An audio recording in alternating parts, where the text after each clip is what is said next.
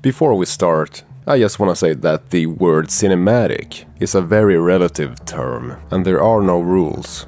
It's a combination of everything: composition, camera movement, frame rate, shutter speed, lighting, aspect ratio, a bunch of factors really.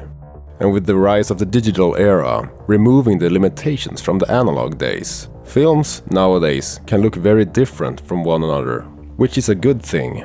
Now, what's cinematic for me is not necessarily the same for you. This is all about personal flavor, and if you think what I do is crap, that's just life. So, the oldie but goldie Panasonic GH4, what profile and settings do I use? Natural.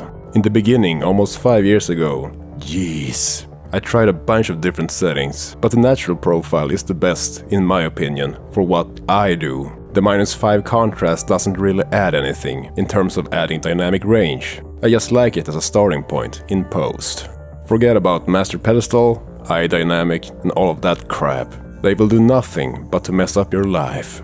But Erik, don't you need to shoot with a super flat profile or log to get a cinematic image? I really don't understand this obsession. If you know what you're doing, then sure, shoot with a log profile. However, if you don't know what you're doing, like me, you will hate shooting with log. You'll get a super noisy image that's incorrectly exposed, and it would have looked a lot better with a normal camera profile. Let's not make things harder than it has to be. Let's get into what I do in post. If you're not an Adobe user, the basics are just to adjust exposure, add a bit of negative contrast, lowering the highlights and whites, and adding a curve to darken the image, if necessary. This is what I use all the time. Add the Lumetri Color effect. Go to basic correction and tone. Contrast -30. Highlights -60.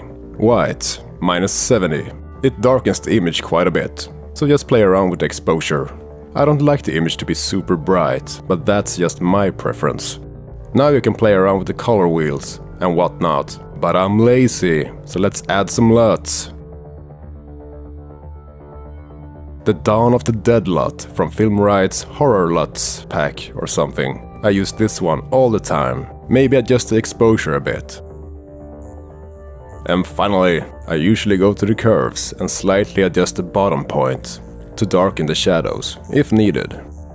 Well, that's it. Anything goes. And you might hate how this looks, but I couldn't care less. So stay creative, be epic, and subscribe to my mighty channel. Hey, hey, hey!